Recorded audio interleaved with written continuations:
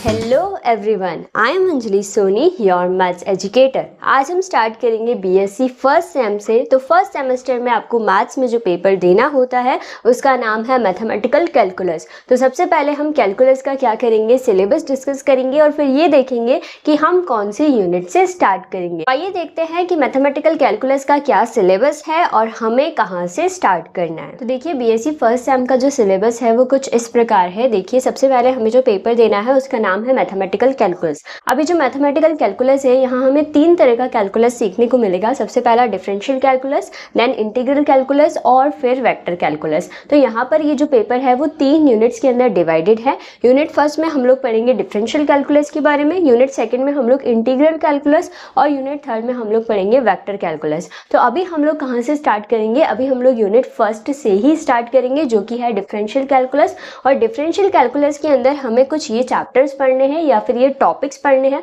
सारे ही टॉपिक बहुत ही इंटरेस्टिंग है और बहुत ही इजी है। हम बहुत अच्छे से एक एक टॉपिक को कवर करेंगे। पर आज हम लोग कहाँ से स्टार्ट करने वाले हैं, आज हम लोग स्टार्ट करने वाले हैं एसिम्प्टोट से। सबसे पहले हम लोग क्या पढ़ेंगे, एसिम्प्टोट्स पढ़ेंगे, समझेंगे कि एसिम्प्टोट्स क्या होती है और कैसे हम इसे फाइंड करते। तो आइए स्टार्ट करते हैं एसिम्प्टोट से। अब देखिए, एसिम्प्टोट को डायरेक्टली हम लोग नहीं समझ सकते, उससे पहले हमें थोड़ी बहुत नॉलेज कर्व्स की होनी चाहिए। अब देखिए, जो चारों कर्व्स मैंने यहाँ बनाए हैं, that is circle, ellipse, parabola और हाइपरबोला, ये हम क्लास 11th और 12th में पढ़कर आए हैं। आप जानते हैं सर्कल क्या होता है, एलिप्स क्या होता है, पैराबोला क्या होता है और हाइपरबोला क्या होता है। अभी हमें इन्हें तो डिटेल्स में नहीं पढ़ना है, पर इनके टेंजेंट के बारे में पढ़ना है। अब टेंजेंट से मेरा क्या मतलब है, टेंजेंट हम लोग सबसे पहला शब्द जो सुनते हैं वो क्लास 10th में सुनते हैं कि टेंजेंट क्या होती है। तो टेंजेंट क्या होती है, सबसे पहले वो एक स्ट्रेट लाइन होती है। टेंजेंट क्या होती है,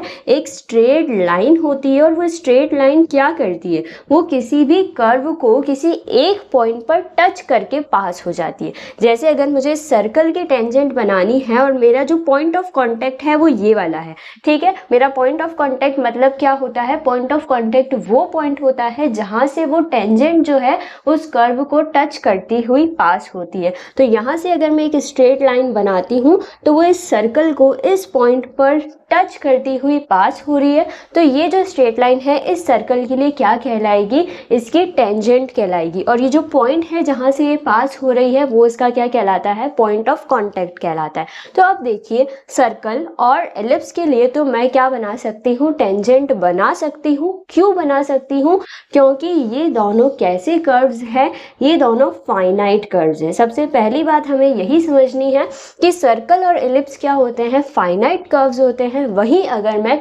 पैराबोला और हाइपरबोला की बात करूं तो ये कैसे कर्व्स होते हैं, ये इनफाइनाइट कर्व्स होते हैं। अब इनफाइनाइट कर्व से मेरा क्या मतलब है, इनफाइनाइट कर्व का मतलब है हम ये देख सकते हैं कि हम इसे इनफाइनाइटली कितना भी एक्सटेंड कर सकते हैं।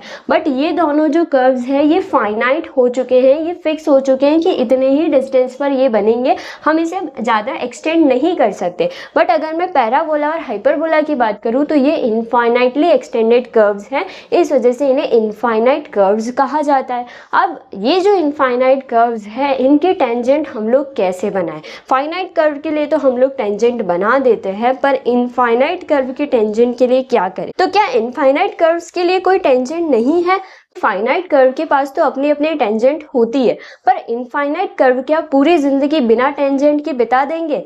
इसी कॉन्सेप्ट को या इसी प्रॉब्लम को रिजॉल्व करने के लिए हम पढ़ते हैं एसिम्प्टोट का कॉन्सेप्ट। अब ये एसिम्प्टोट्स क्या होती है, किसने इस कॉन्सेप्ट को दिया और इसका मतलब क्या है, आइए समझते हैं। देखिए, हमारे जो इनफाइनाइट कर्व्स थे जिनके पास अपनी कोई टेंजेंट नहीं थी, उस प्रॉब्लम को रिजॉल्व करने के लिए हमारे पास आए ग्रेट मैथमेटिशियन जिनका नाम था अपोलोनियस ऑफ पर्गा। अपोलोनियस एक ऐसे मैथमेटिशियन थे जिन्होंने एसिम्प्टोट के कॉन्सेप्ट को इन्वेंट किया था या फिर इंट्रोड्यूस किया था। अब उन्होंने कहाँ से इस कॉन्सेप्ट को निकाला था, तो उन्होंने एक ग्रीक वर्ड एसिम्प्टोटोस से इसका नाम एसिम्प्टोट्स रखा। अब ये एसिम्प्टोट्स क्या होती है, हम ये कह सकते हैं इनफाइनाइट कर्व की जो टेंजेंट होती है वो एसिम्प्टोट्स है, ठीक है। अभी के लिए आप बस इतना समझिए कि इनफाइनाइट कर्व की जो टेंजेंट है उसको हम एसिम्प्टोट कह रहे हैं। हम इसकी एग्जैक्ट डेफिनेशन अभी पढ़ेंगे, बट मैं समझाने के लिए आपको ये समझा रही हूँ कि इनफाइनाइट कर्व की जो टेंजेंट है उसी की प्रॉब्लम को रिजॉल्व करने के लिए हम लोग ये कॉन्सेप्ट लेकर आए एसिम्प्टोट का। तो अभी हम ये समझते हैं कि एसिम्प्टोट क्या है, इनफाइनाइट कर्व की टेंजेंट है। अब ये जो शब्द है एसिम्प्टोट, ये कहाँ से आया? ये एसिम्प्टोटोस से हमने निकाला है, जिसका मतलब क्या होता है? Means not falling together. Asymptotes word का मतलब होता है जो एक साथ नहीं रहे या एक साथ कभी भी एक दूसरे को कट ना करे। अब देखिए, अभी तो हम क्या कह रहे हैं, अभी हम कह रहे हैं कि ये टेंजेंट है और अभी हम कह रहे हैं कि ये कभी भी एक साथ नहीं आएगी। अब वो टेंजेंट ही क्या जो किसी कर्व को किसी पॉइंट पर टच ना करे, बट ये कॉन्सेप्ट तो ये कह रहा है कि एसिम्प्टोट क्या होगी? ऐसी टेंजेंट होगी जो उस कर्व को टच ही नहीं करेगी। तो यहाँ से आप बहुत बड़े कंफ्यूजन में आ गए हैं कि एसिम्प्टोट टेंजेंट है, वो उसको टच भी नहीं करेगी, तो आखिरकार एसिम्प्टोट है क्या? तो इसी कॉन्सेप्ट को समझने के लिए हम पहले समझते हैं एसिम्प्टोट की डेफिनेशन और फिर उसके बाद में इसे हम क्या समझेंगे, डिटेल में समझेंगे। अब देखिए, मैंने तो एसिम्प्टोट की 4 लाइन की डेफिनेशन लिख दी है। अब क्या आप इस 4 लाइन की डेफिनेशन को रट पाएंगे? नहीं। और हमें क्या करना होता है, इन डेफिनेशन को बिल्कुल भी याद नहीं करना होता है। कुछ स्टूडेंट्स जब बीएससी का कोर्स में आते ही हैं तब वो ये देखते हैं कि जो हमने 11th 12th में पढ़ा वो थोड़ा एप्लीकेशन बेस्ड था, पर बीएससी के कोर्स में हम लोग थोड़ी डेफिनेशंस को भी याद करना होता है, हमें थ्योरम्स को भी थोड़ा बहुत दिमाग में रखना होता है। तो ये डेफिनेशंस आपके थ्योरी पार्ट में आती है, बट इसे आपको याद नहीं करना है। अगर आप मैथ्स के कॉन्सेप्ट को समझेंगे तो ये डेफिनेशन लिखना कोई बड़ी बात नहीं है, आप ये डेफिनेशन खुद अपने आप बनाकर लिख सकते हैं। बस आपको कॉन्सेप्ट पता होना चाहिए कि इस एसिम्प्टोट का मतलब होता क्या है, फिर ये डेफिनेशन आपके लिए कोई बड़ी बात नहीं है, आप आसानी से लिख सकते हैं। तो देखिए, पहले डेफिनेशन पढ़ते हैं, फिर इसकी एक एक लाइन एक एक वर्ड में आपको बहुत अच्छे से समझाऊंगी। देखिए, सबसे पहले क्या है, अ स्ट्रेट लाइन। मैंने आपको अभी बताया कि टेंजेंट क्या होती है, एक स्ट्रेट लाइन होती है। तो सबसे पहले यही बोला है, a straight line at a finite distance from origin. Origin से फाइनाइट डिस्टेंस पर जो एक स्ट्रेट लाइन है, यहाँ तक आपको क्लियर है? ओरिजिन है हमारे पास, ये जो है कार्टेशियन प्लेन है हम कह सकते हैं, और ये उसकी कोऑर्डिनेट एक्सिस है, और ये क्या है, ओरिजिन है। अब ओरिजिन से किसी फाइनाइट डिस्टेंस पर कोई जो स्ट्रेट लाइन है उसके बारे में हम लोग बात कर रहे हैं, ठीक है। अब हम कह रहे हैं कि a straight line at a finite distance from the origin, कहाँ से है origin, to which a tangent to a curves tend। अब यहाँ से क्या मतलब है, यहाँ से ये मतलब है कि ये जो स्ट्रेट लाइन फाइनाइट डिस्टेंस पर है ओरिजिन पर, इसी को यही आगे जाके क्या बन जाएगी, उस कर्व की टेंजेंट बन जाएगी। अब ये टेंजेंट कब बन जाएगी, देखिए, to which a tangent to a curve tends as the distance of the point of contact from the origin tends to infinity. अब ये क्या कह रहे हैं, as the distance of the point of contact, जो पॉइंट ऑफ कॉन्टेक्ट है उसका distance origin से इंफिनिटी की तरफ जाएगा, वैसे वैसे ये स्ट्रेट लाइन किसको टेंड करेगी, टेंजेंट को टेंड करेगी। इसका मतलब क्या है, इसका मतलब अगर मैं आपको आसान भाषा में समझाऊं तो वो यही है कि अगर जब ओरिजिन से फाइनाइट डिस्टेंस है तब तो क्या है, स्ट्रेट लाइन है, एक स्ट्रेट लाइन है जो ओरिजिन से क्या है, फाइनाइट डिस्टेंस पर है। अब जैसे जैसे ओरिजिन से उस पॉइंट ऑफ कॉन्टेक्ट की दूरी बढ़ती जाएगी, वैसे वैसे ये स्ट्रेट लाइन किसको टेंड करेगी, टेंजेंट की तरफ टेंड करेगी। मतलब ये स्ट्रेट लाइन क्या बन जाएगी, उस इनफाइनाइट कर्व की टेंजेंट बन जाएगी, ठीक है। हम क्या समझाना चाह रहे हैं, हम ये समझाना चाह रहे हैं कि एसिम्प्टोट क्या होती है। एसिम्प्टोट एक ऐसी टेंजेंट होती है जो किसी इनफाइनाइट कर्व को कहाँ जाके टच करेगी, या फिर मैं ऐसा कहूं कि उसका पॉइंट ऑफ कॉन्टेक्ट कहाँ होगा, इनफाइनाइट पर होगा। तो जब उसका पॉइंट ऑफ कॉन्टेक्ट इनफाइनाइट पर होगा तो यहाँ दोनों बातें हम लोग समझ सकते हैं कि ना तो वो कभी एक दूसरे से मिलेगी, इनफाइनाइट पर मिलेगी ना, इनफाइनाइट पर जाके मिलेगी। अगर हम डायग्राम बनाएंगे तो वहां वो कर्व और वो टेंजेंट एक दूसरे को टच नहीं करेंगे, और दूसरी बात वो उस कर्व के लिए टेंजेंट भी कहलाएगी। तो ये डेफिनेशन होती है एसिम्प्टोट की। एसिम्प्टोट क्या है,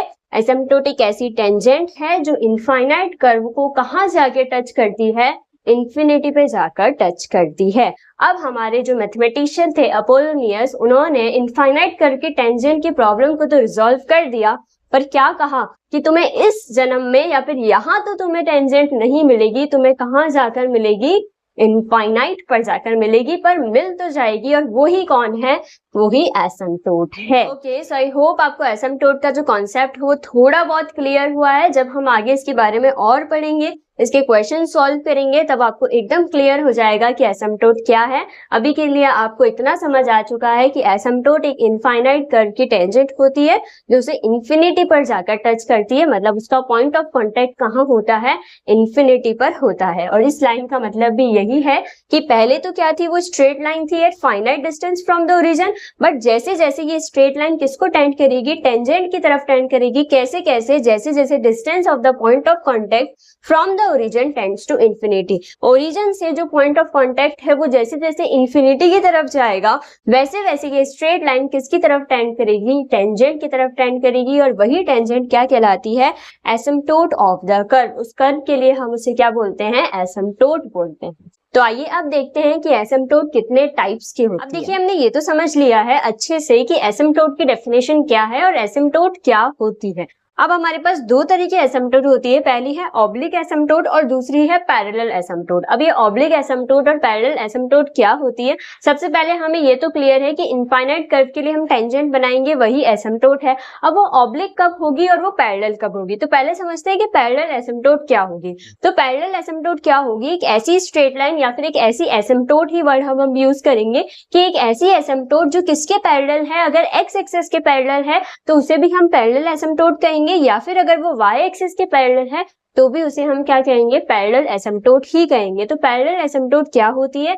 ऐसी एसिम्प्टोट जो कोऑर्डिनेट एक्सिस के पैरेलल होती है। कोऑर्डिनेट एक्सिस मतलब हमारी x एक्सिस और y एक्सिस। तो x एक्सिस और y एक्सिस के अगर पैरेलल कोई एसिम्प्टोट है तो उसे हम क्या कहते हैं?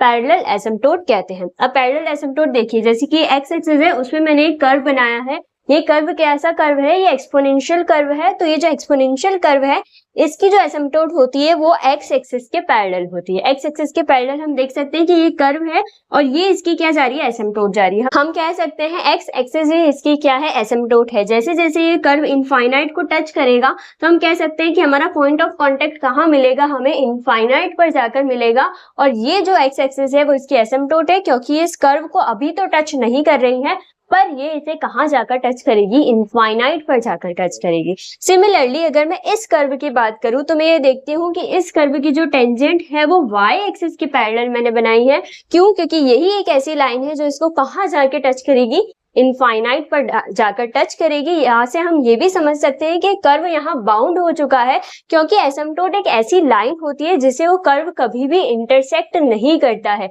ये एक और समझने की बात है, इंपॉर्टेंट बात है कि जब हम डायग्राम में शो करेंगे तो कभी भी वो एसिम्प्टोट और कर्व एक दूसरे को इंटरसेक्ट नहीं करेंगे। इसका मतलब हम ये समझ सकते हैं कि कर्व क्या होगा? यहाँ से सीधा निकल जाएगा, ये कभी भी इसको इंटरसेक्ट नहीं करेगा। ये भी एसिम्प्टोट एक तरह से एसिम्प्टोट एक बाउंड्री क्रिएट कर देती है कि इस कर्व को यहाँ से आगे नहीं जाना है। सिमिलरली अगर मैं ऑब्लिक एसिम्प्टोट की बात करूँ तो ऑब्लिक लाइन क्या होती है? जो स्ट्रेट नहीं होती, ऐसे स्लैंटिंग लाइन होती है, उसे ही हम क्या कहते हैं? ऑब्लिक एसिम्प्टोट कहते हैं। तो अगर मैं इस कर्व की बात करूँ जो मैंने यहाँ रेड मार्कर से बनाया है, तो इसकी एसिम्प्टोट कैसी बनेगी? ऑब्लिक बनेगी। इसके एसिम्प्टोट ना तो y एक्सिस के पैरेलल है ना ही x एक्सिस के पैरेलल है, इसके एसिम्प्टोट ऑब्लिक है, इस वजह से इसे हम क्या कह रहे हैं? ऑब्लिक एसिम्प्टोट कहते हैं। तो ये दो तरह की एसिम्प्टोट हमारे पास होती है, ऑब्लिक एसिम्प्टोट और पैरेलल एसिम्प्टोट। अब जब हम क्वेश्चन सॉल्व करेंगे तो वहां हम ये देखेंगे कि कैसे हम इन एसिम्प्टोट्स को फाइंड करते हैं, क्योंकि वहां हमें क्या गिवन होगा? वहां हमें एक कर्व की इक्वेशन गिवन होगी। कर्व नहीं गिवन होगा पर्टिकुलरली कि आप हाइपरबोला के लिए एसिम्प्टोट निकालो, पैराबोला के लिए एसिम्प्टोट निकालो। हमें उस कर्व की इक्वेशन गिवन होगी और उस इक्वेशन को सॉल्व करके हमें क्या फाइंड करनी होगी? एक पर्टिकुलर मेथड को फॉलो करते हुए हमें क्या फाइंड करनी होगी? उस कर्व की एसिम्प्टोट फाइंड करनी होगी। तो जो एसिम्प्टोट को फाइंड करने का प्रोसीजर है, या फिर हम कह दें वर्किंग रूल जो है एसिम्प्टोट को फाइंड करने का और उससे रिलेटेड जो क्वेश्चंस है, वो हम लोग नेक्स्ट लेक्चर में कवर करेंगे। आज हमने क्या सीखा? आज हमने बस इतना ही सीखा कि एसिम्प्टोट क्या होती है और कितने टाइप की एसिम्प्टोट होती है। अब नेक्स्ट लेक्चर में हम लोग सीखेंगे कि एसिम्प्टोट फाइंड कैसे की जाती है और उससे रिलेटेड एग्जाम्पल्स भी हम लोग नेक्स्ट लेक्चर में ट्राई करेंगे। ये बस एक इंट्रोडक्शन लेक्चर था एसिम्प्टोट के ऊपर कि एसिम्प्टोट्स क्या है, और आपको एक आइडिया हो जाए कि कैसे हम लोग एसिम्प्टोट को पढ़ने वाले हैं। ओके, इसके आगे का कॉन्सेप्ट हम लोग पढ़ेंगे नेक्स्ट लेक्चर में। So stay tuned for the next video. Thank you.